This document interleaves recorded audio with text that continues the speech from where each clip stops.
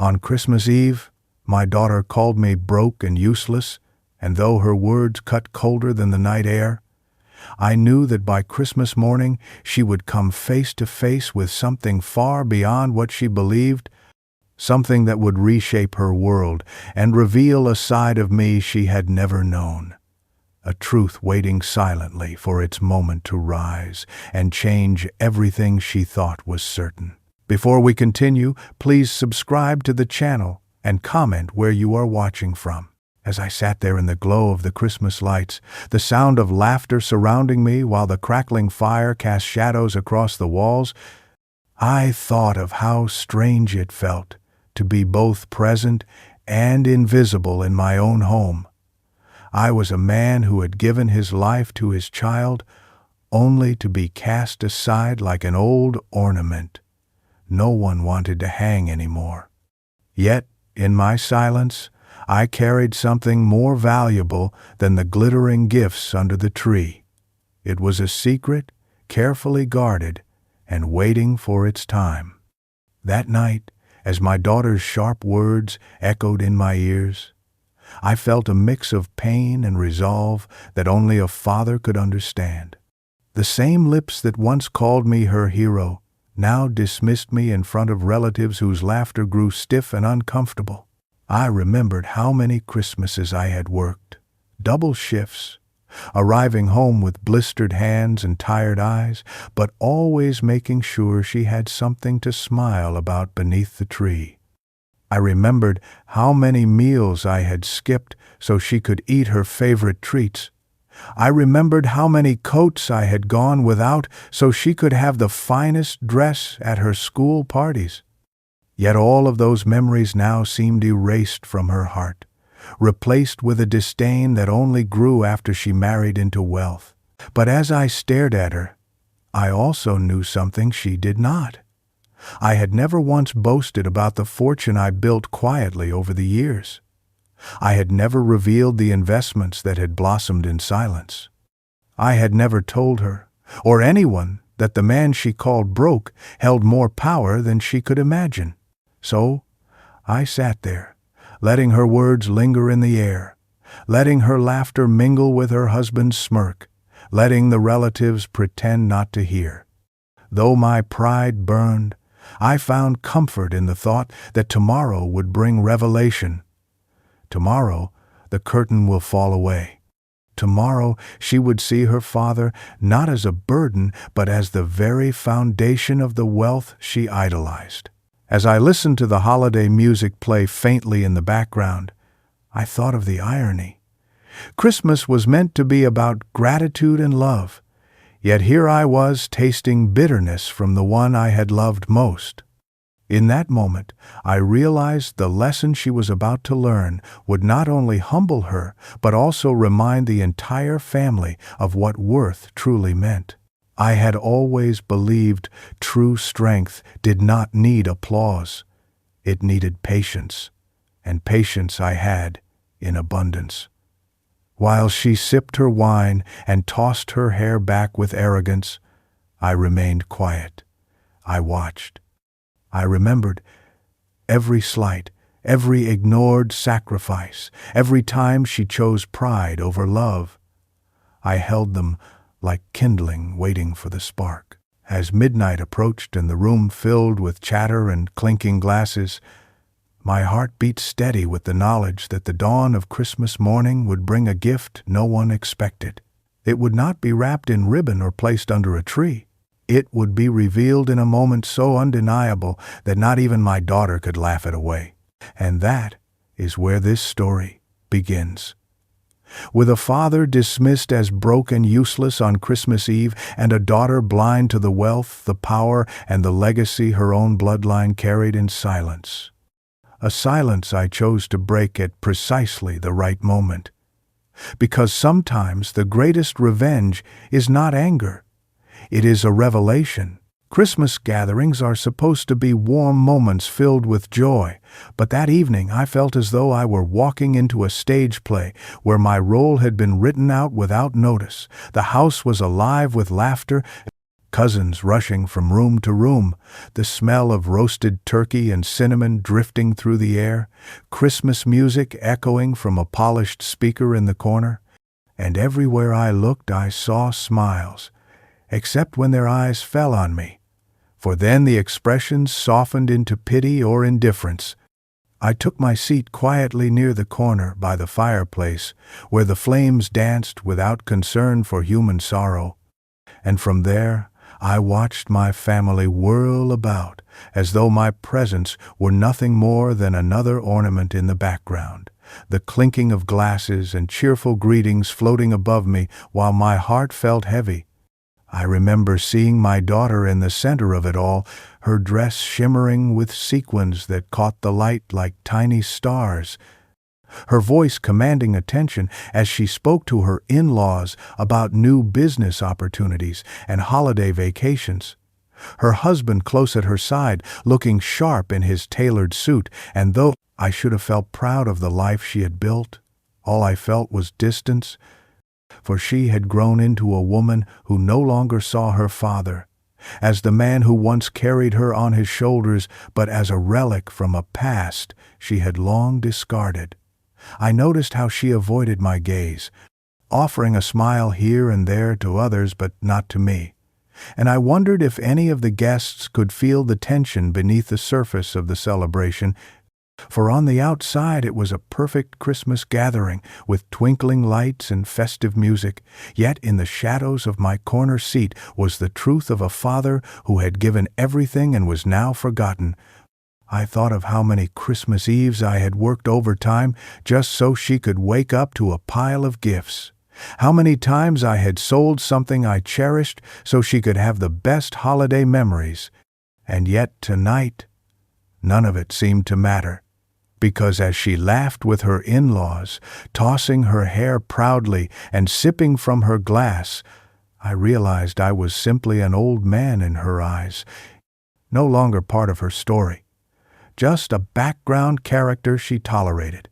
And though the relatives noticed my silence, none of them spoke.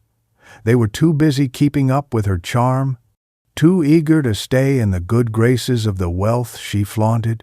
I could hear snippets of conversations about vacations to Europe, about expensive cars and new houses, and each word seemed like a wall pushing me further away from my own daughter. But I remained quiet, hands folded in my lap, eyes lowered to the flickering fire, because I knew what they did not. I knew that beneath the surface of my modest clothes and quiet demeanor rested a fortune carefully built over decades of sacrifice and patience. I knew that the man they ignored was the man whose name was written in documents that controlled the very wealth they praised. And as I listened to the chatter around me, I reminded myself that Christmas morning was coming, and with it the truth that would shake the room in ways no laughter could cover. But for now I remained still, letting the celebration move forward without me, letting them believe what they wished, because sometimes silence is the most powerful preparation. And though my heart ached watching my daughter shine without sparing me a glance, I told myself that the story was not over. The gathering was only the beginning. And before long, the same relatives who now ignored me would see me in a light brighter than the star at the top of the Christmas tree. They would understand who I truly was. But for that night, I sat quietly in the corner, listening, waiting, and carrying the weight of both sorrow and resolve.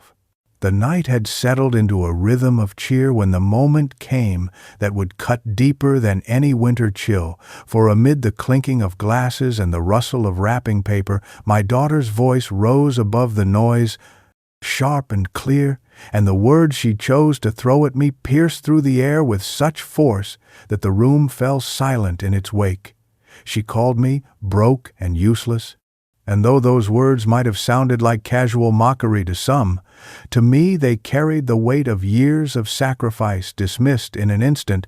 I had been sitting quietly by the fire, listening to the chatter of cousins and uncles, when her laughter burst out as she leaned against her husband's arm, her eyes scanning the room before they landed on me.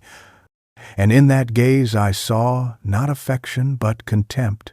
She smirked, raising her glass, and said that her father had nothing to offer, that he was broke and useless, a relic of a man who had no place in the world of wealth and opportunity she now lived in. The room froze, relatives shifting uncomfortably in their seats, some lowering their eyes, while others forced nervous smiles, pretending they had not heard. But I heard every syllable and felt each one strike my chest like a hammer. I watched as she tossed her hair back, confident in her words, not caring how they landed, and I wondered how the little girl who once clung to my hand at Christmas markets had turned into a woman who mocked me in front of those I had welcomed into my home. I thought of all the times I had stayed up late at night patching her school clothes, or the mornings I left for work before dawn so she could have the finest shoes. I thought of the years spent working double shifts, swallowing my pride as I took on odd jobs, and the sacrifices I made in silence to see her smile. And yet none of it shielded me from her cruelty that night. She laughed again, nudging her husband, saying that at least she had married well, because otherwise she would have been stuck depending on her poor father. Her words spread through the room like a bitter wind, chilling even the most festive spirits. And though some relatives edged nervously, others simply looked away, unwilling to defend me or to confront her arrogance. I sat there frozen, not because I could not respond, but because I chose not to, for in her voice I heard not just disrespect, but blindness. Blindness to the truth I carried silently, blindness to the wealth she could not see, blindness to the father she believed had nothing left to give. I clenched my hands together in my lap, steadying my breath, my heart pounding with the mix of humiliation and restraint, and I reminded myself that Christmas morning was near, that the truth would rise with the sun, and that the very people who now avoided my gaze would soon look at me differently. Yet at that moment all I could do was swallow the bitterness of her insult, let it settle deep within me, and let the silence of the room amplify it until it could not be ignored. I saw my brother glance at me with pity, my sister clear her throat nervously, and my cousins quickly change the subject to avoid the discomfort. But nothing could erase what had been said. Her words hung in the air heavier than the scent of pine and cinnamon, and though I wished to stand and remind her of every sacrifice I had made, I remained seated because I knew that vengeance is not taken in haste, it is delivered in patience.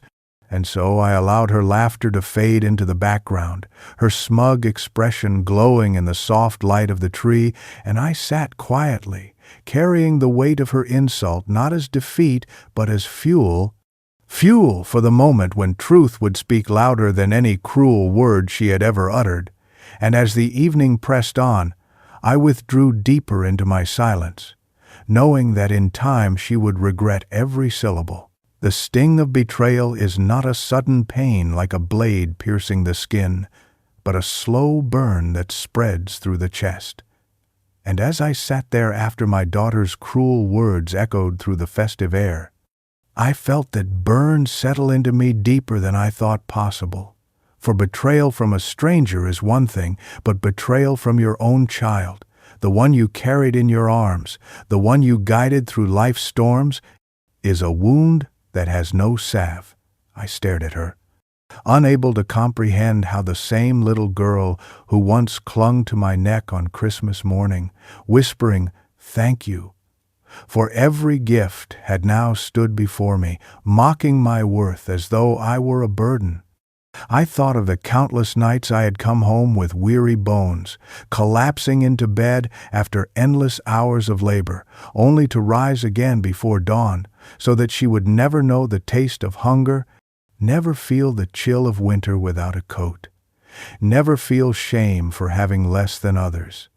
And yet in her eyes, I was nothing more than an embarrassment someone she could belittle to lift her own pride in front of her husband and in-laws.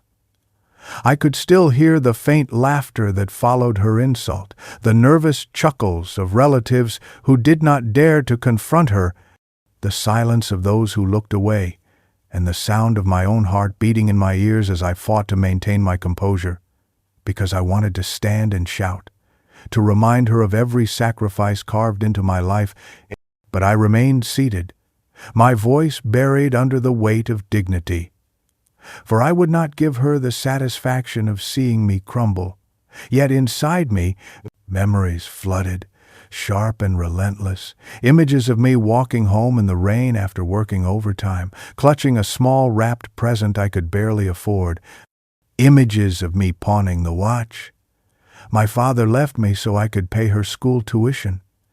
Images of me skipping meals so that she could eat her fill, and all of it twisted into a bitter truth, that the years of sacrifice meant nothing to her now, that she measured worth not by love or effort but by wealth and appearances, and though my heart broke in that moment, I also felt something else rising in me, a steady strength that betrayal often awakens. Because while her words wounded me, they also reminded me of who I was, a man who had built a life in silence, who had accumulated more than she could imagine, who had chosen humility over vanity, and though she mocked me as broke and useless, I knew the truth. I knew that the very foundations of her comfort rested on the unseen hands of the father she ridiculed, but that knowledge did not dull the sting. It only sharpened the contrast between who she believed I was and who I truly am, and as I sat there with the glow of the Christmas lights reflecting in her wine glass, I felt both sorrow and resolve, sorrow for the daughter I once knew who seemed lost to pride, and resolve that this insult would not go unanswered, that she would learn the truth not from anger but from revelation.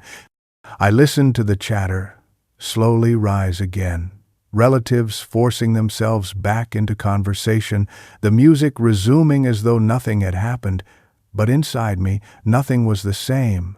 A line had been crossed, a wound had been made, and though I smiled faintly to mask my pain, I knew that my silence tonight would give birth to a storm tomorrow, and so I endured the sting of betrayal, letting it settle deep within me. Because sometimes betrayal is the very fire that forges justice, and I was determined that by the light of Christmas morning she would feel the weight of her words in ways she could never forget. As I sat in that chair, the sting of my daughter's words still burning in my chest, memories began to wash over me like waves on a shore, pulling me back to all the sacrifices that had shaped the course of her life and mine. I remembered the long nights spent in the cold air of the factory floor, the machines clanging in my ears while I worked double shifts just so she could have the shoes she admired in the shop window. I remembered the days when I skipped meals, sipping only water, because I wanted to save enough for her school lunches so she would never know what it meant to sit hungry while others ate. I recalled selling the few heirlooms I had, things that connected me to my own parents, just to pay for her textbooks, her uniforms, her dance lessons when she was young and begged to join. Her laughter back then was like music to me, and I would have done anything to keep it alive. I remembered coming home late at night, body aching, hands rough and blistered, but always carrying something for her. A small toy, a sweet treat, or even just a story about the stars we could see from the window, because I wanted her to grow up never feeling poor, never feeling less than anyone else. And I succeeded for a long time, though the cost was carved into my bones. There were winters when I wore the same old coat year after year, its fabric thinning until the cold cut through, but I did not care because she had the warmest jacket I could afford, lined with soft fur to keep her comfortable. I remembered the Christmas Eves when I worked until midnight, rushing home only to place Prié, Scents under the tree before she woke, and the way her face lit up in the morning made every sacrifice worth it. I remembered selling my old car, the one I loved dearly, so I could buy her the newer model she needed for college, telling her it was nothing, that I no longer needed mine. And the way she hugged me then felt like repayment enough. I remembered sitting in the dark, unpaid bills spread before me, calculating which ones could wait so that I could send her on the school trip she so desperately wanted to join. And I remembered the pride swelling in me when she graduated, dressed in her gown and cap, smiling at the crowd, and though she did not know it, I had worked countless hours to pay every tuition fee without letting her touch the burden, because I believed a father's job was to bear the load so his child could walk freely. Yet now, as she laughed and mocked me, all those memories seemed like fragile glass shattering inside my heart, not because I regretted them, but because she had forgotten them. I thought of how I used to stay awake at night when she was sick, holding her hand, whispering prayers into the quiet room, promising I would never let the world hurt her. And I thought of the times she looked up at me with eyes full of trust, eyes that said I was her protector, her hero, and now those same eyes looked through me as if I were nothing. The weight of that realization pressed on me. But even in my sorrow, I reminded myself that sacrifices are not wasted. Even if they are unacknowledged, they shape who we are. They carve strength into the soul. And though my daughter had forgotten them, I had not. Every memory was etched into me like scripture, and they gave me both sorrow and power. Sorrow, because love had turned cold. Power, because I knew that all I had endured had not been in vain. It had built a legacy far greater than she could see, a fortune forged in silence, and one day, perhaps sooner than she thought, she would be forced to remember not only the sacrifices of her father, but also the truth of who I really was. And until then I carried those memories like torches in the darkness, lighting my way toward the moment when everything would change. As I sat in silence that night, the memories of sacrifice blending with the sting of betrayal, I could not help but trace back the path of how my daughter had changed, how the sweet little girl who once adored me had slowly transformed into someone who now saw me as a stain on her polished life.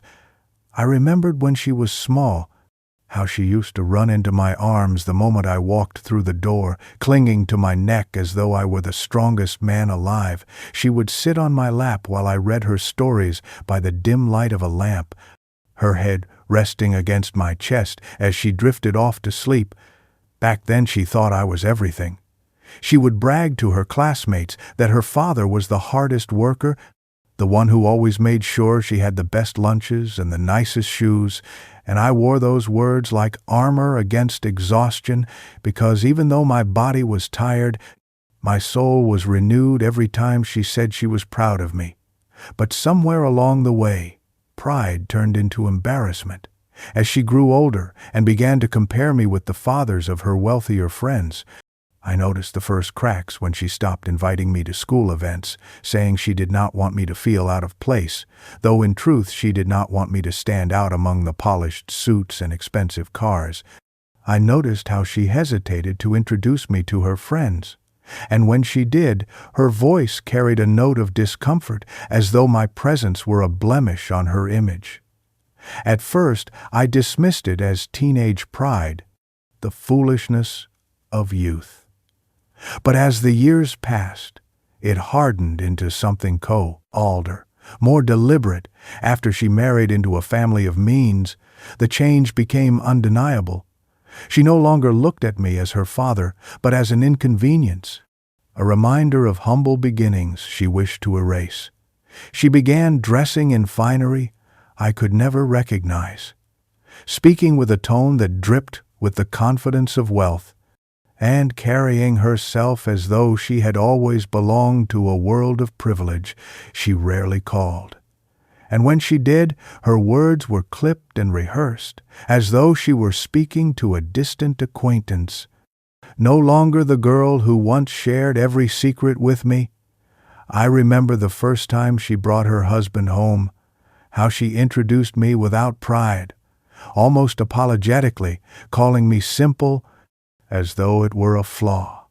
And I watched in silence, not wanting to cause a scene, but deep inside I felt the bond between us fraying further. Over time she stopped asking about my health, stopped caring whether I had eaten, stopped noticing the small details that once mattered so much, and in their place grew disdain. She was ashamed of my modest clothes, ashamed of the small house I chose to live in, though I could have afforded more, ashamed of the simplicity I embraced as a shield against arrogance. And now that shame had curdled into open cruelty, on Christmas Eve her words confirmed it. The daughter who once saw me as her hero now saw me as nothing more than a poor old man, a shadow in the corner of her world. Yet, as I looked at her that night, sparkling in her sequin dress, surrounded by in-laws who admired her confidence, I felt a strange calm beneath my sorrow, because though she had transformed into someone unrecognizable, though her heart had hardened and her pride had blinded her, I knew she was standing on a stage she did not fully understand. She believed she had risen above me, but in truth she stood on a foundation I had quietly built, one she did not know existed, and soon the pride she wore so proudly would shatter when the truth was revealed. But until then I could only mourn the daughter I once knew, the child who held my hand at Christmas markets and told me I was her hero. For that girl was gone, replaced by someone who valued status over love, image over sacrifice. But no transformation lasts forever. And Christmas morning would bring the reckoning that would remind her of who her father truly was. What struck me almost as hard as my daughter's insult was the silence that followed, for in that crowded room full of relatives, not one person rose to my defense, not one voice reminded her of the years I had given, not one word was spoken to soften the cruelty of her laughter. Instead, they sat in uneasy quiet, eyes darting away from mine as though acknowledging me would somehow place them in the line of her scorn. And it was in that silence that I felt the weight of betrayal grow heavier.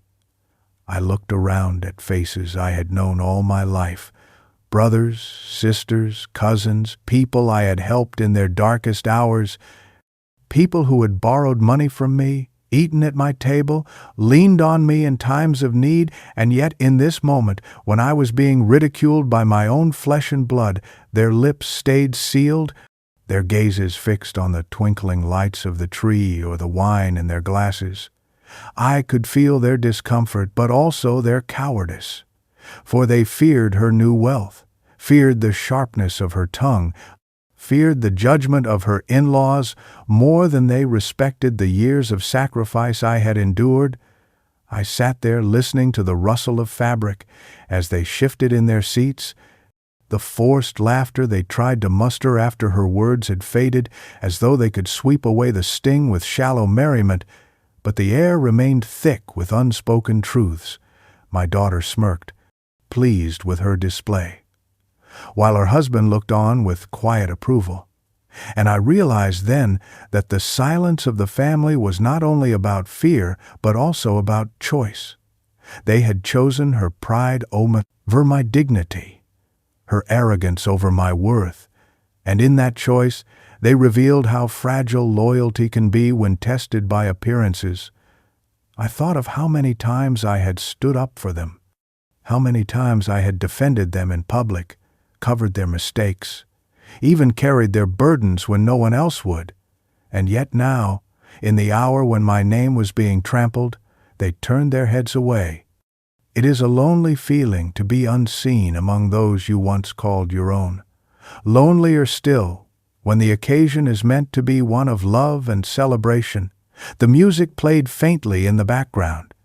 a cheerful melody that clashed against the heaviness in my chest, and I could not help but wonder if they would remember this moment later, if they would look back with shame for not speaking, or if they would continue to bury their silence under the weight of her money. Their faces glowed in the soft light of candles, yet their eyes betrayed them, some filled with guilt, others with calculation, as if siding with her now would ensure a better place in her world. I realized then that wealth had not only transformed my daughter, but had also infected the family, reshaping their values, bending their spines, making them complicit in my humiliation.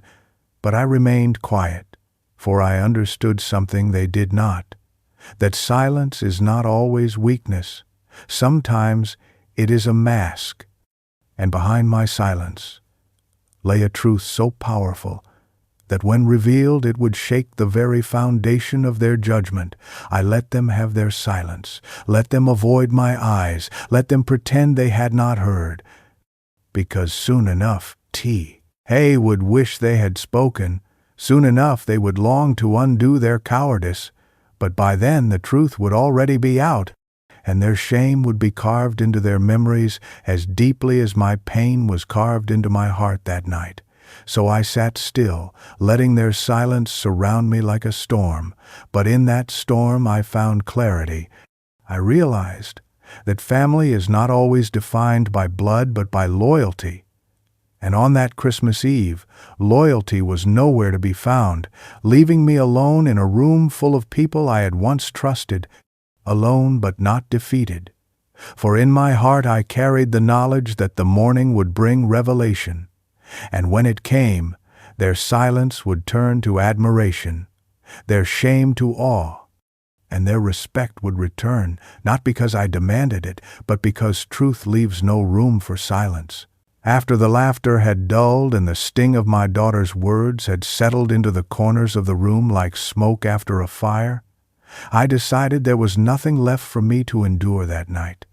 So I rose quietly from my chair, my movements unnoticed at first, amid the clinking of glasses and hushed conversations, and I made my way toward the door with the slow dignity of a man carrying both grief and resolve.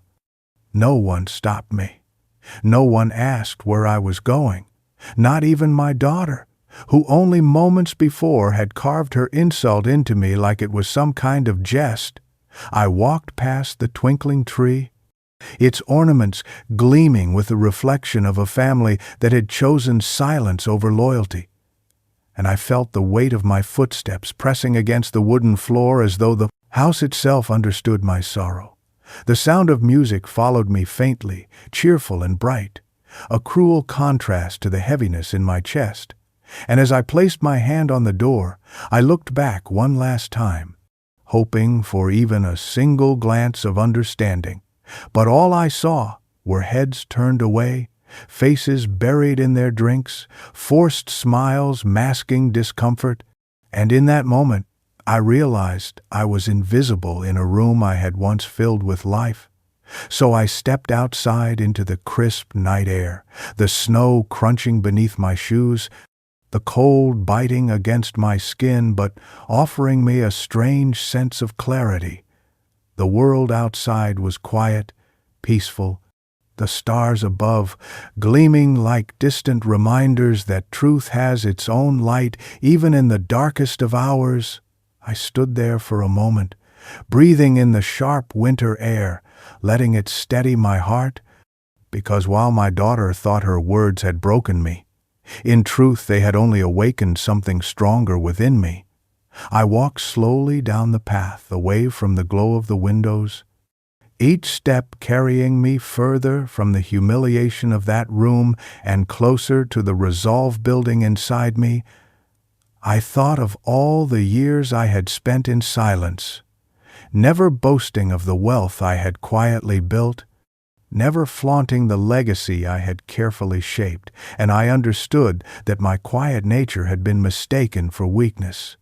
But that mistake would soon be corrected, for my exit that night was not an act of defeat, but of preparation. I let the cold air fill me with strength, let the night wrap me in solitude, and with each breath I promised myself that tomorrow I would no longer remain silent. Tomorrow I would speak. Tomorrow I would reveal the truth. I returned home to my modest house, its walls familiar and comforting. And as I sat in my chair by the window, looking out at the snow drifting softly under the glow of the streetlight, I felt a calm determination settle over me. The sting of humiliation was still there, but it no longer burned. Instead, it had hardened into resolve. I poured myself a small glass of water, sat quietly, and thought of the morning to come. I envisioned the look on my daughter's face when she discovered who I truly was. I envisioned the shifting expressions of the relatives who had chosen silence. I envisioned the respect in the eyes of the very in-laws she admired, and the thought steadied me because I knew I did not need to shout, I did not need to argue, I only needed to wait for the right moment, and that moment was now within reach. So as the night deepened and Christmas Eve turned slowly into Christmas morning, I closed my eyes, not in sorrow, but in preparation, knowing that my quiet exit from that gathering was the first step toward a revelation that would change everything. For sometimes leaving silently is not running away.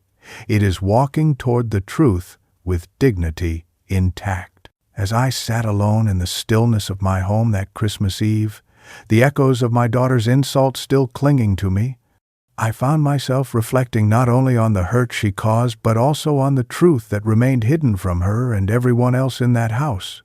For while they saw only a quiet old man in modest clothes, he did not see the years of careful planning, the silent building of investments, the steady hands that had shaped a fortune behind the curtain. I had never felt the need to boast about what I owned, never desired to drape myself in luxury or parade my wealth as proof of worth. Instead, I chose humility, preferring to let my money work quietly in the background, to let it grow in ways that secured not only my future, but the future of my family. My daughter thought of me as broke because I never flaunted anything. She saw me as useless because I lived simply, but the truth was that I had more influence than she or her husband could ever imagine. I held shares in companies her in-laws revered. I had investments spread across properties and ventures that thrived under my silent guidance, and I had built it all not from inheritance or luck, but from years of relentless effort, calculated risks, and a determination that grew stronger every time I went without so that she could have more. I remembered how it began with the smallest savings tucked away from my paychecks, coins and bills carefully set aside while others spent recklessly. I studied the patterns of the market when everyone else was sleeping. I learned how to make small sums grow, and as the years passed, those sums became foundations for greater opportunities. Each investment a seed that I nurtured quietly until the garden of my fortune stretched wider than anyone suspected. I kept my success in the shadows because I never wanted her to grow entitled. I wanted her to learn humility, to value effort, but somewhere along the way she mistook my silence for lack, my modest living for poverty, and her arrogance blinded her to the truth. Tonight, as she mocked me in front of relatives, I kept my lips sealed, not because I had nothing to say, but because I knew timing was everything. Words spoken in defense might have sounded desperate, but truth revealed at the right moment would speak louder than any retort. So I sat in the quiet of my living room, the soft glow of the street light spilling through the window, and I smiled faintly at the thought of tomorrow. For Christmas morning would be the day she realized the man she called broke and useless was the very man her new family respected, depended upon, and admired from a distance without even knowing his name. I thought of the documents waiting in my desk, neatly arranged, bearing the signatures of lawyers and bankers who had helped me shape the legacy I intended to leave. They were proof not only of wealth but of vision. Proof that the sacrifices she mocked had been transformed into power she could not begin to fathom. I leaned back in my chair, feeling the weight of the years, but also the lightness of truth, because the burden of secrecy was about to be lifted. Tomorrow, when I placed those documents before them all, the silence of the family would break into gasps. Her arrogance would collapse into shock, and the respect I had been denied would return tenfold. For the truth untold is often the sharpest weapon, and I had carried mine long enough. As the night wore on and the world outside grew still, I felt no bitterness in holding my secret, only anticipation, because sometimes the sweetest justice is not in what you say when you are insulted, but in what you reveal when no one expects it. And I knew that when the sun rose on Christmas morning, the truth untold would finally step into the light. As the night deepened and the weight of silence pressed around me, I found myself turning my thoughts toward the legacy I had built in the shadows, a legacy my daughter had never bothered to ask about. A legacy she dismissed every time she looked at my modest clothes and simple home. For what she never realized was that behind the quiet life I lived was a web of investments, properties, and partnerships that had taken decades to weave. I remembered the first plot of land I bought, a small piece of earth on the edge of town that others mocked me for purchasing. They said it was worthless, nothing more than weeds and dirt. But I had seen the plans the city kept tucked away in its offices, plans that showed new roads and businesses sprouting there one day. And I trusted my instincts. Within a decade, that land multiplied in value tenfold, and I reinvested every dollar, never once spending carelessly, always planting again for a harvest I knew would come. I thought of the small company I put money into when others turned their noses up at it, a humble factory with old machines and tired workers. I saw more than rust. I saw potential. I lent them what I had saved, and with time and better equipment they thrived, eventually expanding into one of the largest employers in the region. And with their growth, my shares grew too. Each risk I took was calculated, each step forward built upon sacrifice. And while others spent their wages on fleeting pleasures, I saved, I studied, I built. My daughter had no idea that her education was funded not just by my wages but by dividends and returns I kept hidden from her. I wanted her to focus on her studies, not on money. I wanted her to grow up humble, but instead she grew ashamed, believing my simplicity was weakness rather than choice. Little did she know that I owned parts of businesses her in-laws often praised, that when they spoke proudly of the companies they invested in, they unknowingly spoke of mine too. I recalled the faces of lawyers who shook my hand after I finalized documents that secured these holdings, the way they respected my foresight, even though I appeared before them in worn suits. They knew the truth of who I was, even if my family did not. And now those documents rested safely in my study, ready to be revealed, a legacy not just of wealth but of patience, discipline, and quiet strength. I smiled faintly as I thought of how ironic it was that my daughter married into a family who boasted about investments without realizing the man she mocked as broke was the silent investor behind them. Her pride blinded her to the truth that she had always been walking on ground I had paved. Tomorrow, when I showed them all, they would see that the legacy I built was not an illusion, not a fleeting boast, but a reality that demanded respect. I thought, too, of how many nights I had wondered if I should tell her earlier, if perhaps knowing would have softened her pride. But each time I held back, believing that character mattered more than comfort, and though she chose arrogance over gratitude, I did not regret my choice. Because the value of a legacy is not only in what it provides, but in when it is revealed. And I knew that the timing was now. Christmas morning would carry with it not only gifts beneath the tree, but the unveiling of decades of quiet labor. I leaned back in my chair that night and felt a sense of peace, because even if my daughter had forgotten who I was, even if she chose shame over love, my legacy remained intact, untouched by her cruelty, waiting patiently for the right moment to show itself. And soon she would learn that the man she dismissed as broke and useless was the architect of a fortune larger than she dared to imagine, a hidden legacy that no insult could erase. Earlier that month, before the snow had even begun to fall, I had already taken steps to secure the future I had spent a lifetime building. And it was during that time that my lawyer came to visit, a man who had worked with me for many years and who knew the truth of my wealth better than anyone else. He arrived at my modest home with a leather briefcase in one hand and a warm smile on his face. And though to any passerby it might have looked like a simple call between acquaintances, what we discussed behind my closed door carried the weight of decades of sacrifice.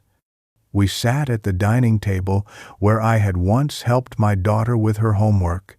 Papers now spread across the same wood, documents bearing signatures, seals, and clauses that mapped out the future of everything I owned. He reviewed with me the trusts I had established, the inheritances carefully designed, the control I retained over each company and each property. And he reminded me that the choice to reveal or to withhold was mine alone. I listened intently, nodding as he explained how secure my holdings were, how no one could touch them without my consent. And I felt a strange comfort in knowing that even though my daughter mocked me as useless, the truth was that I had more control in my hands than she or her husband could ever hope to grasp. As he spoke, I thought of how quietly I had carried this secret, how even as my relatives whispered about my simple ways, even as my daughter grew ashamed of me, I was shaping something far larger than appearances. The lawyer respected me deeply. I could see it in his eye. Yes, the way he addressed me, not as a client to be rushed, but as a man whose foresight deserved admiration.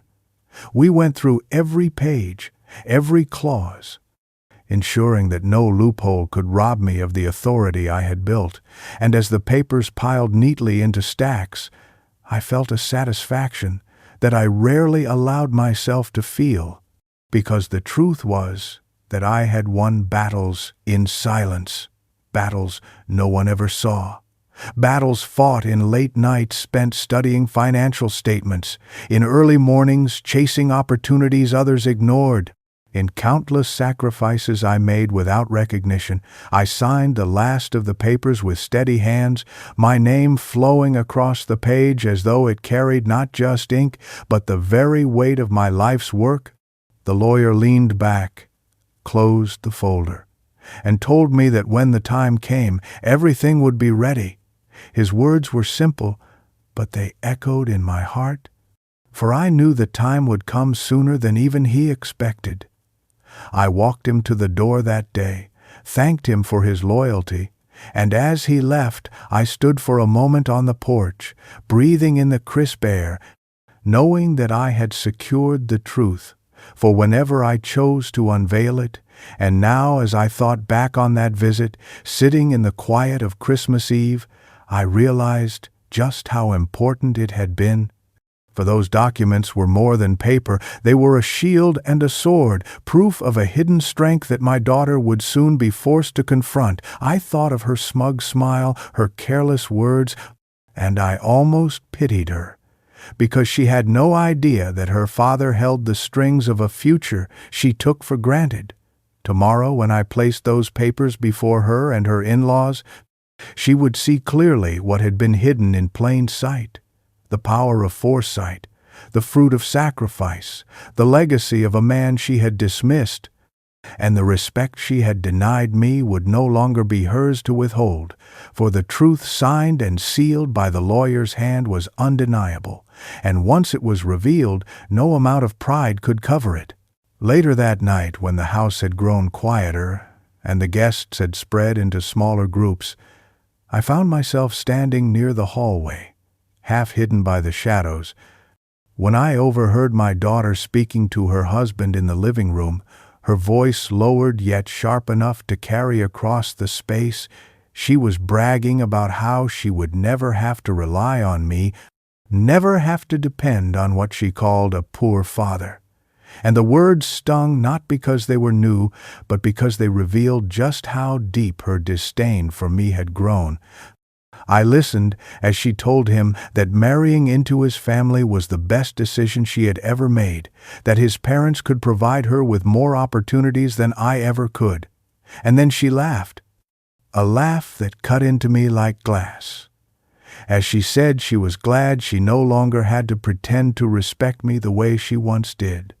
Her husband chuckled softly, agreeing with her, telling her that she deserved better than to be tied to an old man with nothing to his name, and together their voices wove a tapestry of greed and arrogance that made my blood run cold.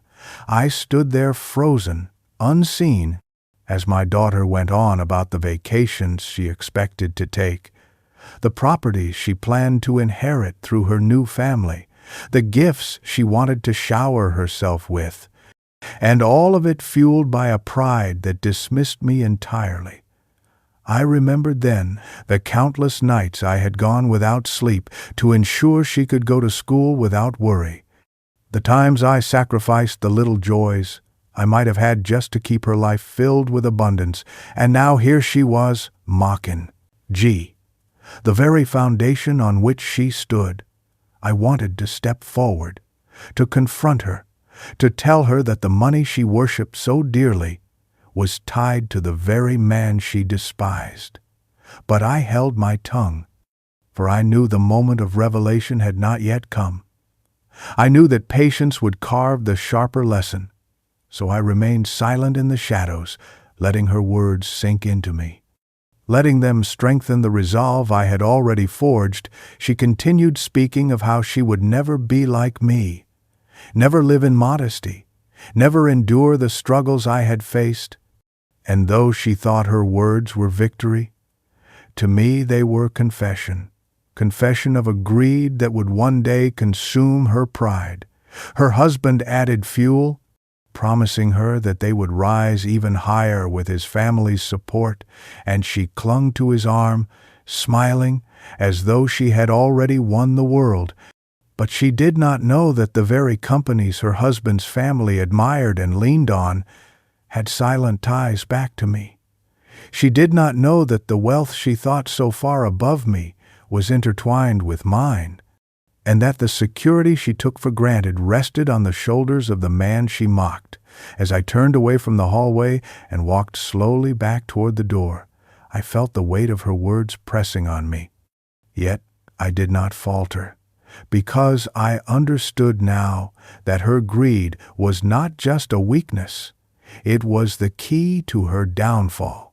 For greed blinds a person to truth, and tomorrow, when the truth was laid bare, her greed would betray her, stripping away the arrogance she had built upon it. I stepped outside into the cold night once more, letting the crisp air steady my heart, and though my chest ached with sorrow, I found solace in knowing that her cruelty and greed had only hastened the moment of revelation. Tomorrow her laughter would turn to silence, her pride to shame, and her greed would be exposed for what it truly was, nothing more than an empty hunger that could never overshadow the truth of who I am and what I had built in silence. When I stepped back into the stillness of my home after hearing my daughter boast about her freedom from me and her certainty that she would never again need my help, something inside me hardened. The sorrow that had weighed on me throughout the evening shifted into something colder, sharper, a resolve that no insult or betrayal could break. I sat in my chair by the window, staring at the frost, forming delicate patterns on the glass, the night beyond quiet except for the occasional whisper of the wind, and I let her words replay in my mind, not as wounds, but as fuel. Each syllable feeding the fire of determination that had begun to burn in me. She had laughed at me. She had boasted of her new life. She had reduced me to nothing in her eyes. But what she did not understand was that the more she dismissed me, the more power I held, for the truth she ignored was waiting to be revealed, and when it came, no amount of arrogance could shield her from it. I thought of all the years I had chosen silence, all the times I had kept my wealth hidden because I believed humility was the greater strength, and though that choice had led her to underestimate me, it was now that very underestimation that would give my revelation its greatest impact.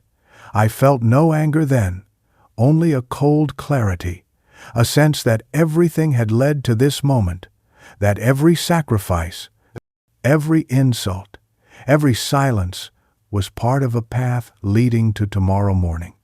I leaned forward in my chair, resting my hands on my knees, and I told myself that she needed to learn, not through arguments or shouting, but through truth undeniable. She needed to see with her own eyes the power of the man she had ridiculed. She needed to feel the weight of respect shift back to me, not because I demanded it, but because it was already mine. I thought of the faces of her in-laws, the admiration they would show once they realized I was the silent investor behind their most valued ventures. I thought of the hush that would fall over the room when the documents were placed before them, the pride that had inflated her shrinking in an instant, and though part of me ached at the thought of seeing her brought low, another part of me knew it was necessary. For sometimes love requires truth, even when truth hurts. I would not scream at her. I would not match cruelty with cruelty. Instead, I would let the truth itself speak, and its voice would be louder than anything I could ever say. The resolve that settled in me was cold, not because it lacked love, but because it was stripped of weakness. It was a father's resolve to teach the hardest lesson to the child he loved most. Even if it meant breaking her pride, I rose from my chair, walked slowly to the desk where the documents rested, and laid my hand on them, feeling the smooth surface of the folders, knowing the power they contained. I whispered to myself that tomorrow was the day. Tomorrow was when silence would end, and with that thought I felt a calmness wash over me.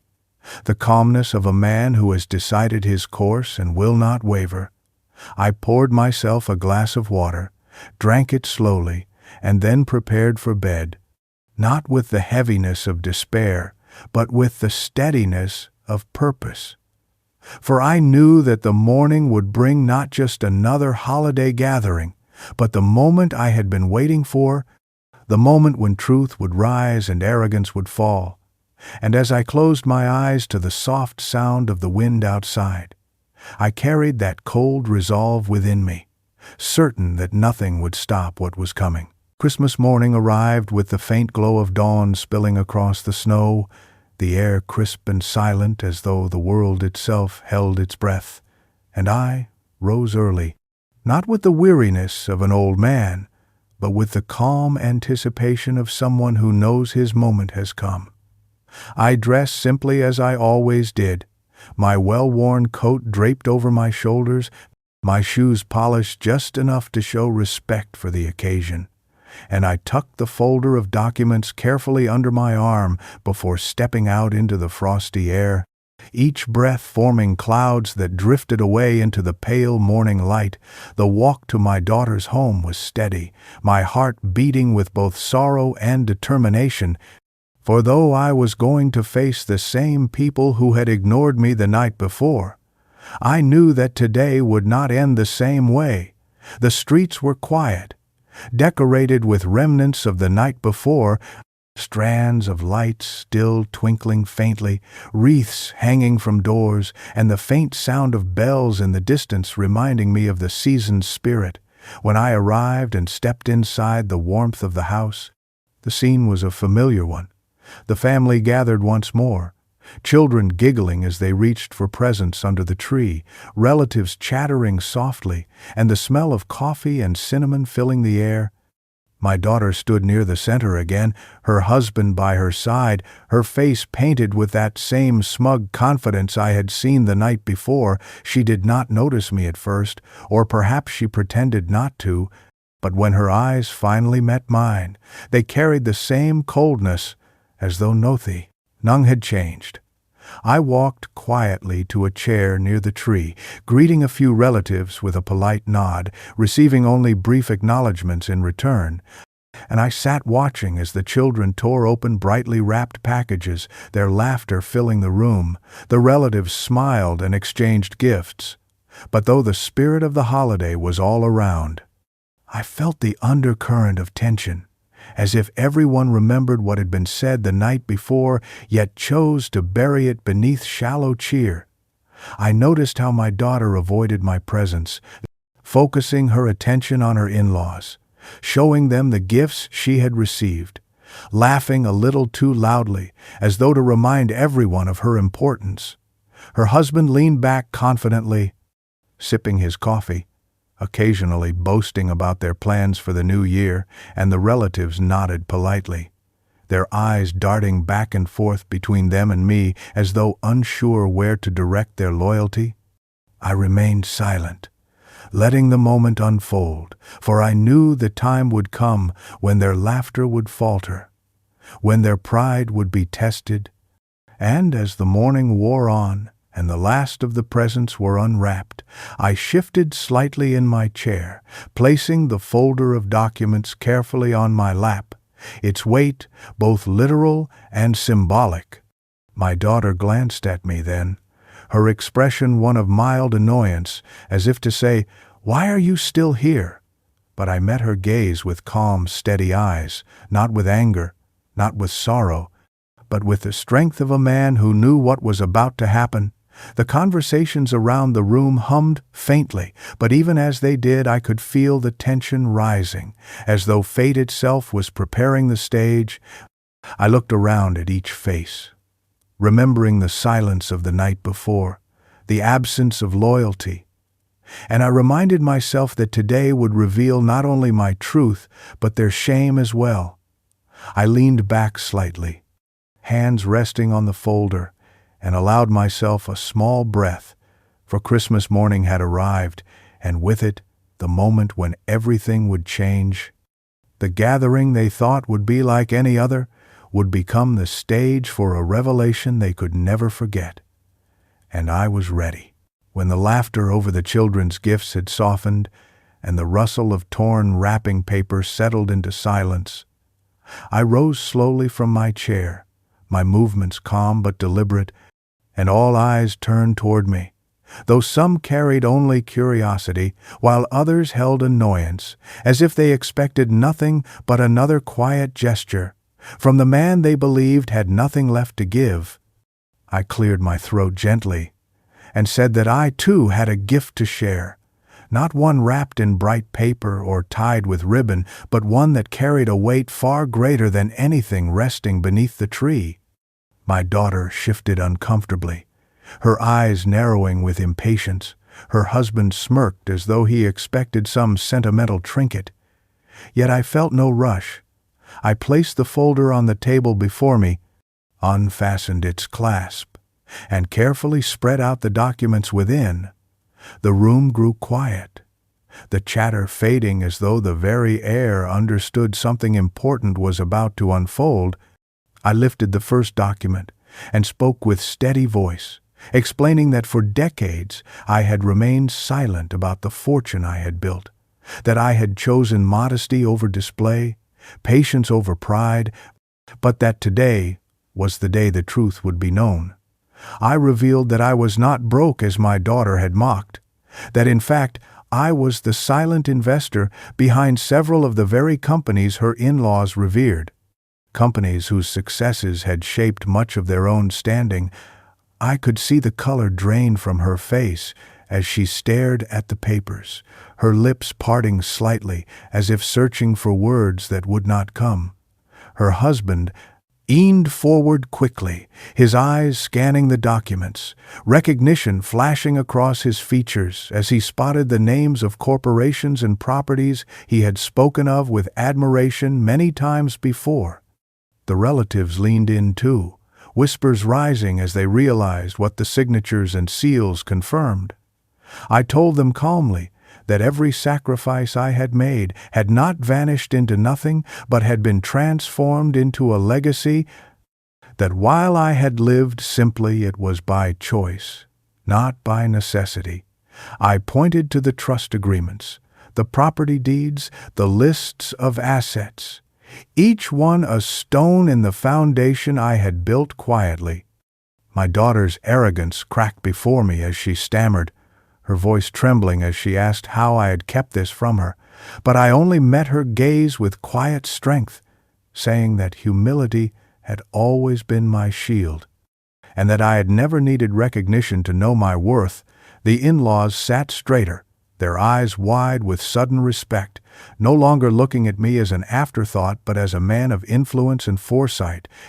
One of them even rose to his feet, extending his hand with sincerity, his voice carrying admiration as he praised the wisdom it must have taken to build such a fortune in silence. And in that moment the balance of the room shifted. The same relatives who had kept their heads down the night before now watched me with awe, some ashamed, others desperate to mend what they had ignored. I did not bask in it. I simply laid out the truth with calm dignity, for my aim was not to boast but to reveal, not to shout but to let the weight of reality speak. And as the morning light streamed through the windows, catching the gold seals on the documents, I felt the power of years of patience finally rising into the open. I had given them a gift far greater than they deserved, the truth of who I really was. And though my daughter's eyes filled with shock and confusion, I knew that the lesson had begun.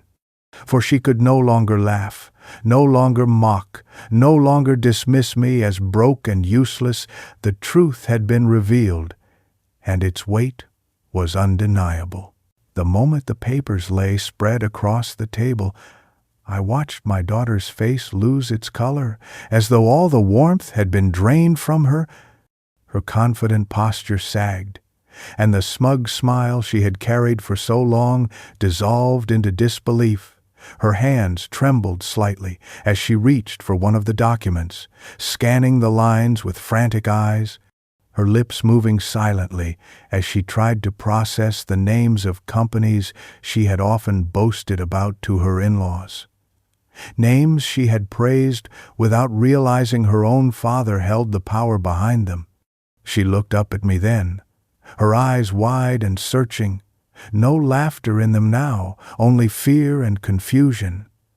I saw the walls of arrogance she had built around herself crack in an instant, the certainty she carried replaced with doubt, and the silence in the room pressed heavily upon her. Every relative, every in-law, every cousin and sibling staring at her with expressions that shifted from pity to disappointment. She tried to speak, her voice catching in her throat, and when the words finally came, they were clumsy. She asked why I had never told her, why I had let her believe I had nothing, but her question sounded less like anger and more like desperation, a desperate attempt to reconcile the image she had created of me with the truth now staring her in the face. I did not answer her immediately. I let the silence linger, for silence has its own power, and in that pause, I saw her crumble further, her fingers clutching at the edge of the table as though holding on to something solid might steady her world. Her husband leaned redder, whispering frantically, his eyes darting between me and the documents, and I could see in his face the recognition of opportunities lost, respect misplaced. He too was shaken, but it was my daughter who bore the brunt of the moment, because everything she had mocked, Every cruel word she had spoken had collapsed into shame. Her pride had been built on the belief that she had risen above me, and now she was forced to see that she had been standing in the shadow of the man she ridiculed. Her eyes filled with tears. She tried to blink away. Her chest rose and fell quickly, as though the air itself had grown heavier. She attempted a laugh, a weak one, as if to pretend none of it mattered, but the sound died in her throat. No one laughed with her. No one gave her the reassurance she sought. Her in-laws sat stiffly, their admiration now turned fully toward me, their gazes hard on her as though her arrogance had become their shame as well.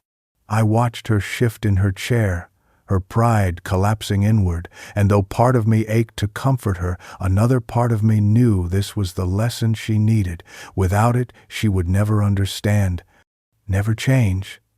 So I held her gaze with calm strength, offering no rescue, letting the truth itself be the teacher, she whispered finally, asking if I had done all this for her, her voice breaking with the weight of realization, and though I could have reminded her of every sacrifice, every night I had gone without, every step I had taken to build this life, I chose instead to let the evidence on the table speak, for nothing I could say would cut as deep as the reality before her. She lowered her eyes then, unable to meet mine any longer, and I knew the shock had settled into her heart, carving itself into her pride, leaving behind a mark she would never forget. The daughter who had called me broke and useless now sat humbled, her arrogance shattered, her world redefined in an instant by the truth she had never bothered to see. As my daughter sat in silence, her shock still visible in every trembling movement, my attention shifted to her in-laws, for it was in their eyes that the shift of power became most clear. The very people she had sought to impress, the family she had clung to as proof of her status, were now looking at me with respect that could not be faked. Her father-in-law, a man who had spent the evening boasting casually about his business ventures, leaned forward with furrowed brow as he studied the documents, his lips pressing together before he looked at me with a nod that carried genuine admiration. He recognized the companies listed, the properties named, and he understood the magnitude of what he was seeing. Then his wife, who had earlier smiled at my daughter with indulgence and superiority, now shifted her gaze toward me with softened eyes, her expression no longer dismissive but reverent, as though she were realizing for the first time the strength and foresight I had lived with all along. Her husband extended his hand toward me across the table, and though his voice was measured, there was no mistaking the sincerity. When he called me a man of vision, he praised the patience it must have taken to build such a legacy quietly, to carry so much power without flaunting it, and I shook his hand with calm dignity, saying only that I had lived my life doing what I believed was necessary, nothing more, nothing less. I noticed how his children, my daughter's in-laws, leaned in closer, their earlier smugness gone, their posture straightened, their respect for me evident in the way I nodded. Even the younger ones, who had previously overlooked me entirely, now stared as though they were seeing me for the first time, and I felt the balance of the room shift like the turning of a tide. My daughter sat frozen, as her husband's parents, the very people she sought approval from, now directed their admiration to me.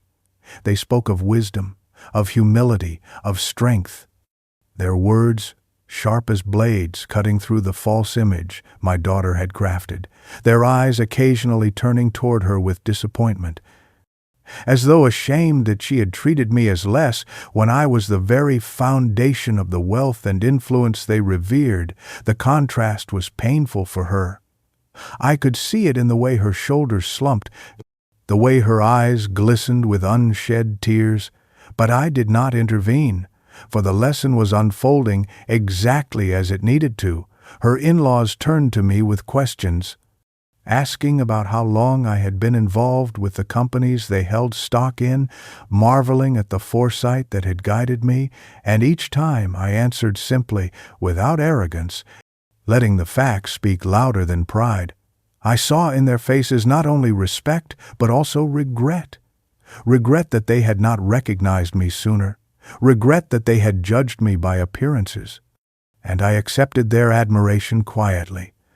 Not for my own satisfaction, but because I knew its weight would fall heavily on my daughter. She shifted in her seat, her hands fidgeting, her head bowed slightly as though trying to disappear.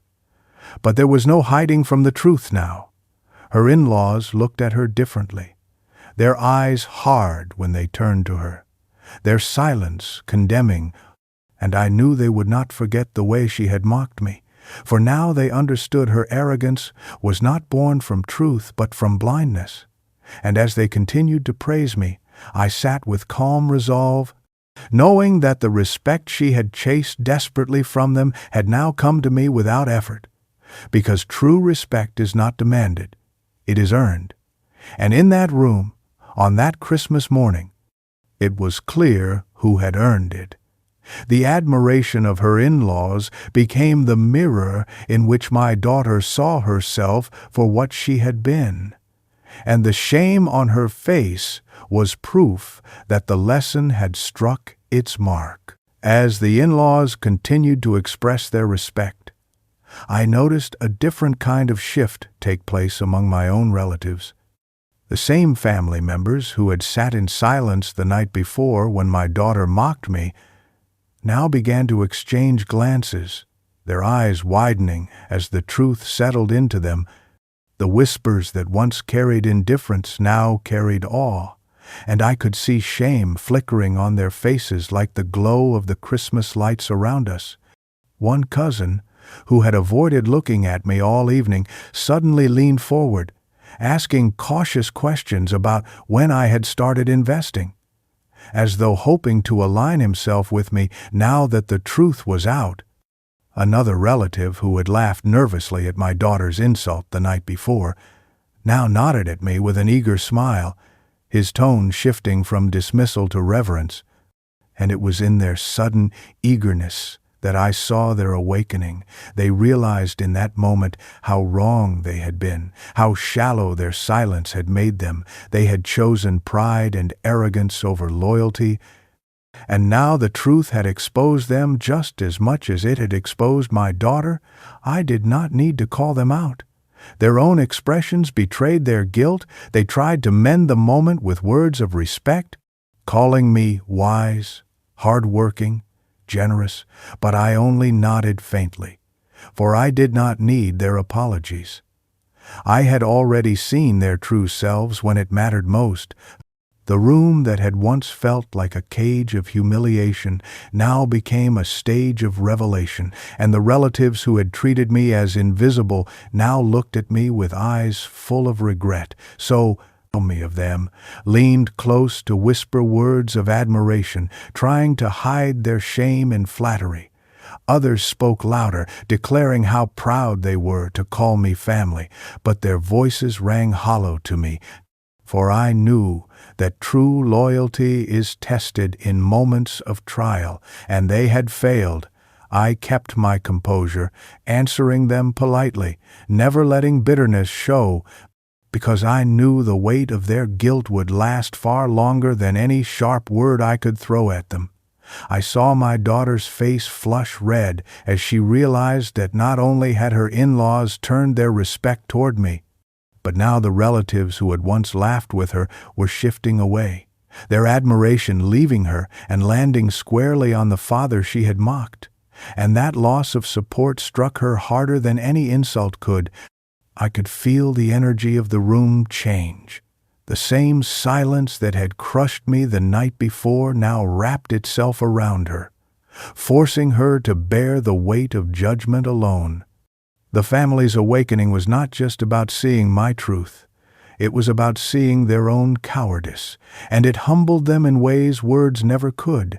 I sat quietly through it all, letting the revelation unfold, letting their awakening take its natural course, for there was no need to remind them of their silence. The contrast between last night and this morning spoke louder than I ever could. The Christmas lights flickered gently. The smell of pine and cinnamon still hung in the air, but beneath the festive surface the room had changed forever. The respect they had denied me now surrounded me, and their awakening left them humbled, exposed, and ashamed. And though I carried no hatred in my heart, I carried the memory of their silence, a reminder that truth reveals not only who we are, but also who stands with us when it matters most. As the weight of truth pressed down on the room, I turned my eyes back to my daughter, and it was then that I saw her arrogance finally collapse in full. The proud posture she had carried for so long was gone. Her shoulders hunched as though the very air had grown too heavy for her to bear. Her hands fumbled with the papers before her, flipping through them desperately, as if she might find some detail that would undo the reality staring her in the face. But every page only deepened her humiliation, every seal and signature cutting through the illusions she had built. I watched her chest rise and fall rapidly, her breaths uneven, her eyes darting between me and her in-laws, who no longer looked at her with pride, but with disappointment.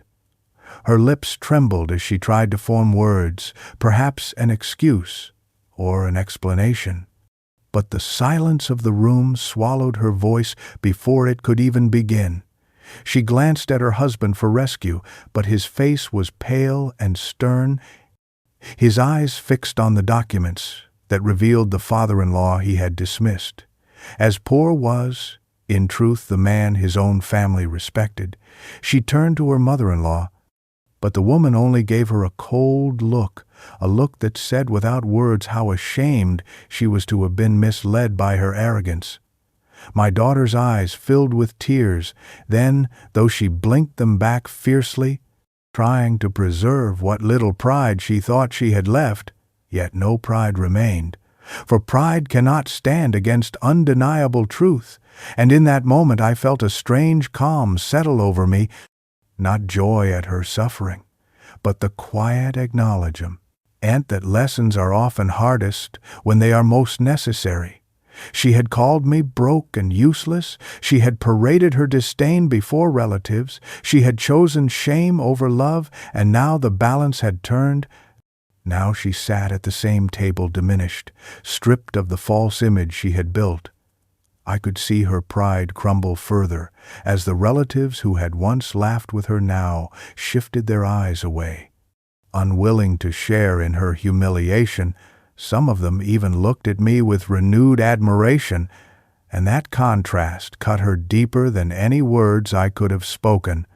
She buried her face briefly in her hands, her sequined dress catching the light of the tree as though mocking her. For all her glittering appearance could not shield her from the reality that she had ridiculed the very man who had given her everything.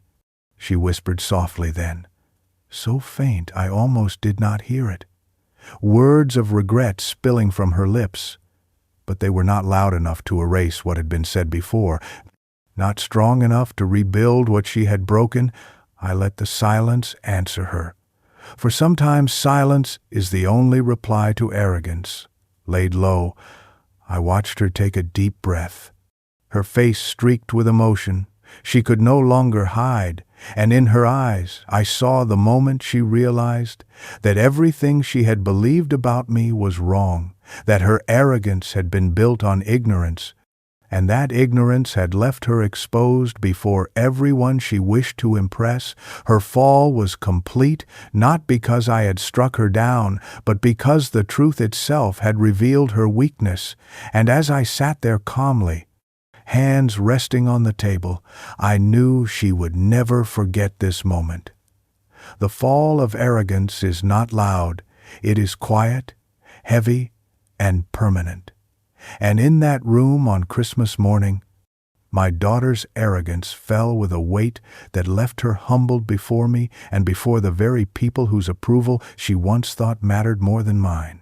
As the room settled into silence after my daughter's pride had crumbled and her in-laws had shifted their respect toward me, I sat quietly and allowed the weight of the moment to breathe. The documents still spread across the table, their seals glinting in the morning light, and though every eye in the room was fixed on me, I felt no need to gloat, no need to lecture. Instead, I let the truth speak for itself, for truth has a voice stronger than any man. I looked at my daughter then, her face pale, her shoulders lowered, her arrogance dissolved into shame, and I felt the sting of her words from the night before fade into something softer. Not forgiveness just yet, but understanding that she was finally learning what she had refused to see. I spoke slowly, my voice calm, telling her, and everyone else, that true worth is never measured by the clothes a man wears or the size of the house he keeps, but by the integrity he holds, the sacrifices he makes, and the quiet strength with which he walks through life. I reminded them that I had lived simply not because I had nothing, but because I valued humility, that I had worked tirelessly, not for recognition, but so my family could have more than I ever did, and that I had chosen silence because love does not need applause. As I spoke, I saw tears well in my daughter's eyes, not from pity, but from the heavy realization that the father she had mocked had been her greatest protector all along. Her lips trembled as though she wanted to apologize, but no words came, and perhaps that was for the best. For there are moments when silence carries the weight of more than words could ever hold. The relatives sat with lowered heads, the in-laws nodded respectfully, and for the first time in many years, I felt the air of that family gathering shift into something honest, no longer a stage for pride or arrogance, but a reminder of what truly mattered. I told them that wealth can be built and spent, fortunes can rise and fall, but the measure of a man is in the way he carries himself when no one is watching, in the sacrifices he makes that no one thanks him for, in the quiet strength he lends to those who forget it was ever given. I reminded them that humility does not mean weakness, that silence does not mean emptiness, and that even the simplest life may hold the greatest power. When I finished speaking, the room remained still.